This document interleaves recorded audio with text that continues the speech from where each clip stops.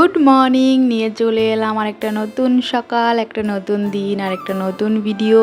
তো আমার ভিডিওতে তোমাদের সকলকে জানাই অনেক অনেক ওয়েলকাম আর আমার অনেক ভালোবাসা। এখন ঘড়িতে প্রায় সকাল 8টা মতো বাজে আর আমরা উঠোনে বসে একটু ফটোশ্যুট হচ্ছিল, মানে আমার আর ফটো তুলছিল ওর মাসি। আমার মেয়ের মাসি তার ভাগ্নির ফটো তুলবে বলে অনেক শখ করে তাকে এই পুতুলটা দিয়ে দাঁড় করিয়েছে, কিন্তু মেয়ে তো আমার দাঁড়িয়ে থাকার পাত্রী নয়, ও তো এদিক থেকে সেদিক, সেদিক থেকে ওদিক ছোটাছুটি করে বেড়াচ্ছে।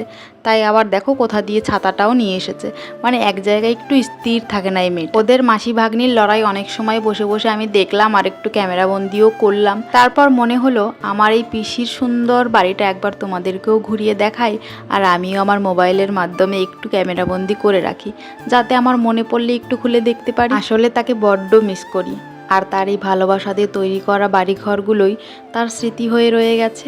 ওই জন্য ভাবলাম নিজের মনের মধ্যে আর মোবাইলের মধ্যে স্মৃতিটুকু একটু ধরে রাখি। আমি যখন মোবাইলটা দিয়ে চারিদিকে শ্যুট করছিলাম তখন আমার মনে হচ্ছিল এই বুঝি কোনো এক ফাঁকে দিয়ে পিছিয়ে এসে বলবে তুই কি করছিস, ভিডিও করছিস বা কিছু একটা বলবে। বলতে পারো কিছুটা পিসিকে খুঁজে পাওয়ার আশাতেই মোবাইলটা চারিদিকে ঘোরাচ্ছিলাম, কিন্তু সেটা আর হলো না।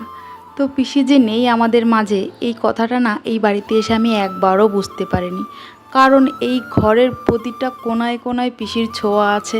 আমি যেদিকেই যাচ্ছি সেদিকেই মনে হচ্ছে পিসি এই বুঝি বলছে তুই কি করছিস, ওদিক যাচ্ছিস কেন, ভাত খা, মানে যেরকম কথা বলে একটা মানুষ সেরকমই করছে।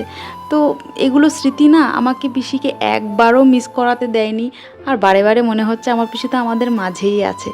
তবে তোমাদের এখন একটা জিনিস দেখাবো, এই যে ছবিটা দেখতে পাচ্ছ এটা আমার পিসির অনেক আগের ছবি, আর এই পাশের বাচ্চাটা আমার ভাই। এখন যে ছবিটা দেখতে পাচ্ছ সেটাকে আমি বলে দিই, ওটা তো আমার পিসি, আর পিসির কোলে যে বাচ্চাটা সেটাকে তোমরা কমেন্ট করে জানিও। শেষ আরও একবার আমার পিসির স্বর্গটাকে আমি একটু চারিদিকটা ঘুরে ঘুরে দেখছি। আর পিসি আমি তোমাকে খুব খুব মিস করি, তোমার জায়গাটা কেউ পূরণ করতে পারবে না। এটা হচ্ছে পরের দিন সকালবেলার ক্লিপ।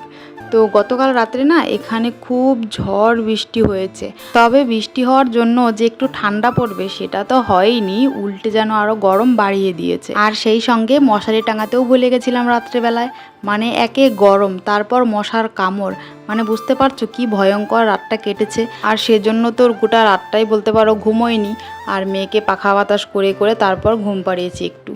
ওই জন্য সকাল সকাল উঠে পড়েছি, উঠে এসে গেটের সামনে একটু সময় বসেছিলাম। ওদিক থেকে বোন চাবিটা দিল, বলল গেটটা খুলে দে। আর গেটটা খুলেই না এত সুন্দর একটা দৃশ্য দেখে আমার মনটা তো একদম ভরে গেল।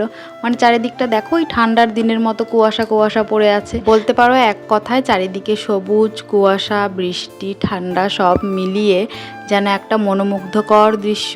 তো সেটাই চারিদিকটা ঘুরে ঘুরে দেখছিলাম। আর এই গাছে দেখো কত কাঁঠাল, আর এই এত সুন্দর একটা সকালবেলায় সব থেকে যেটা মন কেড়েছে আমার সেটা হলো এই নিস্তব্ধ সকালের পাখির কিচিরমিচির ডাক, কি যে ভালো লাগছে।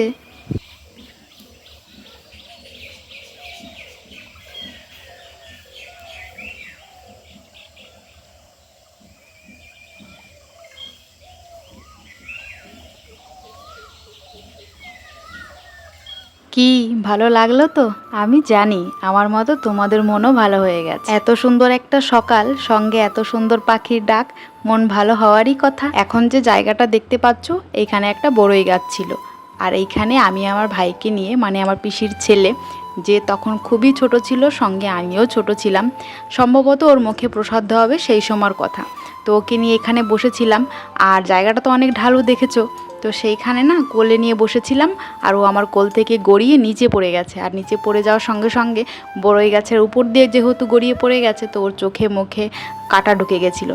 তখন পিসি যে আমাকে একটা বকা দিয়েছিল, আর কোলে করে নিয়ে ভাইয়ের এই কাঁটাগুলো বের করে দিয়েছিল, আর সেই কথা আমি এখনও ভুলিনি। যতবার এইখানে আসি ততবারই ওই জায়গাটা দেখে এই কথাটা আমার মনে পড়ে। অনেকটা সময় রাস্তা দিয়ে ঘুরে ফিরে বাড়িতে এসে দেখি মা আর বোনের বাসি কাজ প্রায় শেষ। তো বললাম আমার জন্য কিছু রাখোনি? তো বোন বলল তুই রাস্তা দিয়ে আরেকটু ঘুরে আয়, পুরনো স্মৃতিচারণ করে আয়, তোর জন্য কাজ রেখে দেবো। তো সেই কথা শুনে আমি একটু হাসাহাসি করছিলাম। তারপর এদিকে রান্নাঘরে চলে এসেছি, তো আমি এদিকে চা বসিয়েছি আর বোন মশলা বাটছে। যেহেতু আজকে আমরা বাড়িতে চলে যাব আর বোন আমাদের সঙ্গে যাবে, মানে ওকে নিয়ে যাব, অনেকটা দিন হয়েছে ও কোথাও যায় না, তাই বললাম চল আমার সঙ্গে, আমি যে কদিন আছি তুই সে কদিন তো থাকতে পারবি না, অন্তত 2 দিন তো থাকতে পারবি। তো সেই জন্য রান্না বসিয়েছি। আর এত সকাল সকাল রান্না করার মূল কারণ হলো আমার পিসা, বোন চলে গেল, পিসা তো নিজে হাতে রান্না করে খাবে না, সেই কারণে পিসার জন্য রান্না করে থুয়েই তারপর আমরা বেরোবো। এদিকে আমার মেয়েও ঘুম থেকে উঠে গেছে আর ছেলে এখনও ওঠেনি, তো ভাইরাও উঠছে না, ওদেরকেও ডাকছি, বলছে তাড়াতাড়ি করে ওঠ, আমাদের তো তাড়াতাড়ি বেরোতে হবে। তো বাবা পিসা উঠে গেছে, ওনারা দুজন রাস্তায় কথা বলছেন। আমি তো চা বানাতে ব্যস্ত ছিলাম, তো মাকে বললাম ওকে একটু মুখ ধুয়ে এনে কিছু খেতে দাও। তো আমার মা বলল পিছন দিকে একবার ঘুরে দেখ, তোর মেয়ের খাওয়া হয়ে গেল। আর দেখি সত্যিই তাই, মেয়ে তো খাওয়া শুরু করে দিয়েছে। মানে আমার মা আমার বলার আগেই ওকে ফ্রেশ করে নিয়ে এসছে আর খেতেও দিয়ে দিয়েছে। বাবার বাড়িতে যে কদিন আছি মনে হচ্ছে স্বর্গে বাস করছি আমি, সত্যি কথা। জানি না স্বর্গ কেমন, তবে আমার কাছে যে এতটা শান্তি লাগছে, মানে কত যুগ পরে যে ছেলেমেয়ের ঘ্যানঘ্যানানি কোলে থেকে খাওয়ানো নাওয়ানো থেকে একটু মুক্তি পেয়েছি, সে একমাত্র আমিই জানি, শুধু আমার মা আছে বলে তাই। আর ছেলেমেয়ে দুটোও হয়েছে তেমনি, পটি করতে গেলেও দিদনকে দরকার হয়, মানে দিদনকে ছাড়া ওরা কিছুই বোঝে না। একটা কথা তো সত্যি, আমাদের কাছে বাবার বাড়ি মানেই হচ্ছে মা বাবা, আর ছেলে মেয়ের কাছে মামার বাড়ি মানেই হচ্ছে দাদু আর দিদন।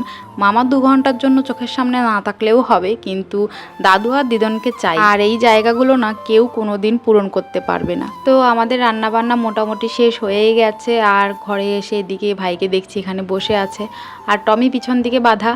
তো আমাদের যাওয়ার সময় হয়েই গেছে, অলমোস্ট আমরা রেডি। তো টমিকে বাই বলছিলাম এখানে, যে টমি তুই থাক, আবার সামনে বছর যদি আসি তাহলে তোর সঙ্গে দেখা হবে।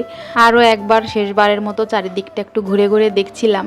আর এটা হচ্ছে আমার পিসির ঠাকুরঘর, যেখানে এখন আমার পিসিও থাকে। আর বিদায় সবসময় বেদনাদায়ক হয়। এই যে হচ্ছে না আমার পিসা, যিনি নিজেকে সামলানোর চেষ্টা করছিলেন। তো এই 2 দিন আমরা ছিলাম, তো উনি একটু কথা বলার মানুষ পেয়েছে। আবার বাড়িটা ফাঁকা হয়ে যাবে সেটা ভেবেই ওনার মনটা খারাপ লাগছে, আর আমারও খুব খারাপ লাগছে। তো চলো আজকের মতো ভিডিওটা এখানেই শেষ করি। ভালো লাগলে একটা লাইক শেয়ার সাবস্ক্রাইব করে পাশে থেকো। সবাই ভালো থেকো, সুস্থ থেকো, দেখা হবে পরের ভিডিওতে। চলো টাটা।